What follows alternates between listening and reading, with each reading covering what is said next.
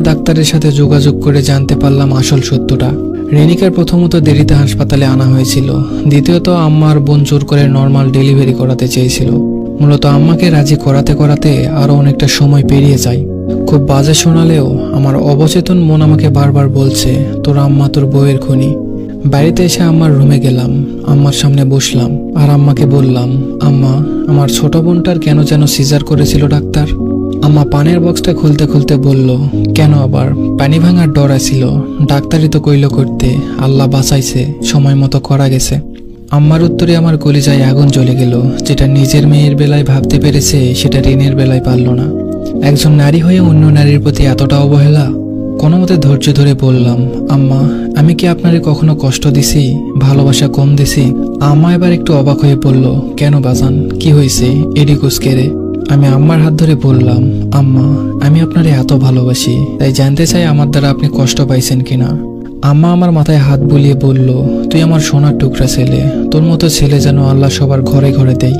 আমি আম্মার আর একটু কাছে গিয়ে বললাম, আম্মা রিনিকে তো আপনি রেহানা দুজনেই পছন্দ করে এনেছিলেন, তাহলে ওর সাথে এমন কেন করছেন আম্মা? ওরে ফোনে কথা বলতে দেখলে এত ডাকাডাকি করতেন কেন বলেন তো? 8 মাসের পথে মানুষটারে দিয়ে কেন ভারী কাজ করাইতেন? খাবার কেন কম দিতেন আম্মা? আমি কি টাকা কম দিতাম? লাগলে আমারে বলতেন, আমি না খাইয়া টাকা দিতাম। আমি যে আল্লাহর ভরসায় আপনার কাছে আমার বউরে রেখে গিয়েছিলাম, আপনি আপনার বিবাহিত মেয়ের দেখভাল করলেন, যে শ্বশুর বাড়িতে না নিজের মায়ের কাছে থাকে বেশি। কিন্তু আমার এতিম বউটারে দেখলেন না আম্মা, কাজের লোকের মতো তারে দিয়ে খাটাইছেন।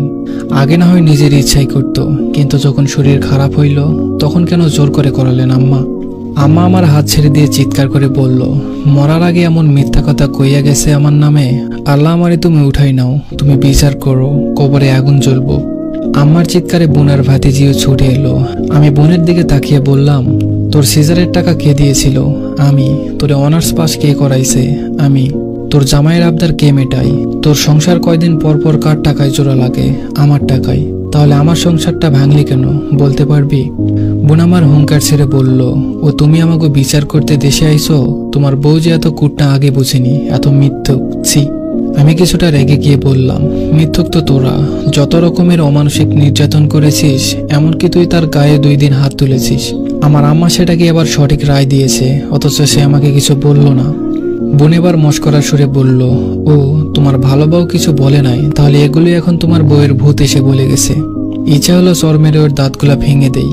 ওর বাচ্চাটা সামনে দাঁড়ানো, তাই নেহাত ছেড়ে দিলাম। রাগে কিরমির করতে করতে বললাম, নিজে না পড়ে তোকে পড়িয়েছি। তোর উচিত তোর জামাইয়ের অতিরিক্ত চাহিদায় নিজে ইনকাম করে মেটানো, যেহেতু নিজের পছন্দেই বিয়ে করেছিস। রেহানা বিলাপের সুরে বলল, নিজের আপন ভাই বোনকে এমন খোঁটা দিতে পারলো পরের বাড়ির মেয়ের জন্য? এমন দিনও আসলো আমার জীবনে। আমি আম্মাকে বললাম, আম্মা আমি তো সিজারের জন্য টাকা দিয়েছিলাম আলাদা করে, তাহলে আপনি করাইতে চান নাই কেন? আপনার আর রেহানার এত আপত্তি থাকার কি আর কোনো কারণ ছিল? আম্মা জোর গলায় বলল, কে কইছে আমরা করাই নাই? ডাক্তাররে আমরা কইছি টাকা যা লাগে লাগুক, অপারেশন করান। হেরা না করিলে আমরা কি করবো? হুদাই মিশা দোষ দিবি না। আম্মার সহজ সরল মিথ্যা আমার কাছে বিষের মতো লাগছে। আমি দীর্ঘশ্বাস ফেলে বললাম, আম্মা আমি খবর নিয়ে আসছি, সিজারের টাকা আপনি আপনার মেয়ের জামাইকে দিয়েছেন, তার জমি কেনার টাকা শর্ট পড়াই। আপনি আপনার মেয়ের সংসার বাঁচালেন আর আমার সংসারটা ভেঙে দিলেন, আমার মাসুম বাচ্চাটারে মেরে ফেললেন। এ আপনার কেমন বিচার আম্মা? আম্মা কাঁদো কাঁদো গলায় বলল, হায়াত মৌত আল্লাহর হাতে, তুই আমারে দোষ দিতে পারিস না। কোথায় যেন হাদিসটা পড়েছিলাম, তুমি তোমার বাবা মায়ের সাথে তর্ক করো না, এমনকি তাদের জুতোর সাথেও না, যদিও বা তুমি সঠিক হও। নিজেকে সামলে নিয়ে আম্মার দিকে তাকিয়ে শান্তভাবে বললাম, আল্লাহ বলেছে চেষ্টা করতে, আপনি এবং আপনারা করেন নাই, বরং আরো খারাপ করেছেন। তারে তিলে তিলে শারীরিক মানসিক যন্ত্রণা দিয়ে মেরেছেন। সে যদি আমাকে নালিশ করত তাহলে সত্য মিথ্যা মিশানোর সুযোগ ছিল, কিন্তু যে মানুষ নিজের সাথে কথা বলে তার মিথ্যা বলার দরকার হয় না। কথাটা বলে রুমে চলে আসলাম। অনেক প্রশ্ন অনেক ইচ্ছা থাকা সত্ত্বেও বললাম না। মা বোন বিলাপ করছে, আশেপাশের মানুষ আমাকে বউ পাগল নিষ্ঠুরতম সন্তান হিসাবে জানছে, জানো তাতে আমার কিছু যায় আসে না। ফ্লাইটের আগের দিন আম্মা আমাকে খেতে ডাকলো। এতদিন একসাথে না খেলেও আজকে খেলাম। খুব স্বাভাবিকভাবে আম্মাকে বললাম, আম্মা কোনোদিন তো এয়ারপোর্টে যান নাই, এবার চাইলে যেতে পারেন। আমার সহজ স্বাভাবিক কথায় আম্মা খুশি হলেন।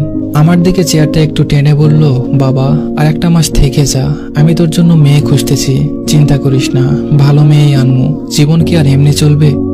আমি হাসলাম। আম্মার দিকে তাকিয়ে কিছু বললাম না। মনে মনে ভাবলাম, আচ্ছা, আম্মারা না সব বোঝে, কিছু কিছু আম্মারা কেন বোঝে না যে সন্তানের সুখ কিসে। ইমিগ্রেশনে ঢোকার আগে আমি আম্মাকে জড়িয়ে ধরে কানের কাছে ফিসফিস করে বললাম, আম্মা, আপনি আমাকে সন্তান হারা করেছেন, আজকে থেকে আপনিও ছেলেহারা। এটা আপনার প্রতি আমার নীরব প্রতিবাদ। আম্মা, আপনাকে যদি আমার বুকের ভেতরের কষ্টটা দেখাতে পারতাম তাহলে আপনি বুঝতেন আপনার কলিজার টুকরা ছেলেকে নিজের হাতে কতটা কষ্টের সাগরে ফেলে দিয়েছেন। আম্মা আটকে উঠলেন, আমার হাত শক্ত করে ধরে বললেন, কি বললি তুই? আমি আম্মার হাত ছেড়ে দিয়ে বোনকে উদ্দেশ্য করে বললাম, যদি দেখিস কখনো টাকা পয়সা পাঠানো বন্ধ হয়ে গেছে, বুঝবি তোর ভাই মারা গেছে। ততদিন আম্মা বেঁচে থাকলে আশা করি তুই তার দেখভাল করবি, এছাড়া তোদের টাকার কথা ভাবতে হবে না কখনো। দুকদম হেঁটেই পিছনে ফিরে তাকালাম। আমার প্রিয় আম্মা আমার জন্মদাত্রী হাউমাউ করে কাঁদছেন। পিছনে ফিরে গেলাম আবার। আম্মার দুহাতে চুমু খেয়ে বললাম, আম্মা, আমি আপনার থেকেও হতভাগা। আপনার সন্তান আপনার থেকে হারিয়ে গেলেও আপনাকে ভালোবাসবে, আর আমার সন্তান আমাকে চেনার আগে শোয়ার আগেই আমার থেকে হারিয়ে গেছে। আম্মা চিৎকার করে মাটিতে বসে পড়লেন। আমি যথাসম্ভব দ্রুত হাঁটতে লাগলাম। আর পিছনে ফিরে তাকানো যাবে না, পিছুটান বড্ড খারাপ জিনিস। ফ্লাইটে উঠে প্লেলিস্ট খুঁজে পুরনো গানটা খুঁজে বের করলাম, সময় উপযোগী গান। ছোটবেলায় আব্বা রেডিওতে একটা গান খুব বাজাতো, শিল্পী ইব্রাহিমের গান। বড় হয়ে ইউটিউবে খুঁজে বের করেছি। আমি গা এলিয়ে দিয়ে চোখ বুঝলাম, অল্প ভলিউমও বাজছে। আমার ভালোবাসা তোমার প্রতি রইল, চোখের আড়ালে চলে গেলেও আমি মনের আঙিনায় রইব। আমার ভালোবাসা তোমার প্রতি রইল। চোখ বুজে আমি আমার রেনিকে দেখতে পাই। খিলখিল করে হাসতে থাকা মেয়েটা আজকে হাসছে না, তার দু চোখ ভরা অভিমান, ভালোবাসার দৌড়ে পিছিয়ে থাকার অভিমান। এ অভিমান ভাঙাবো কেমনে? ধন্যবাদ সবাইকে।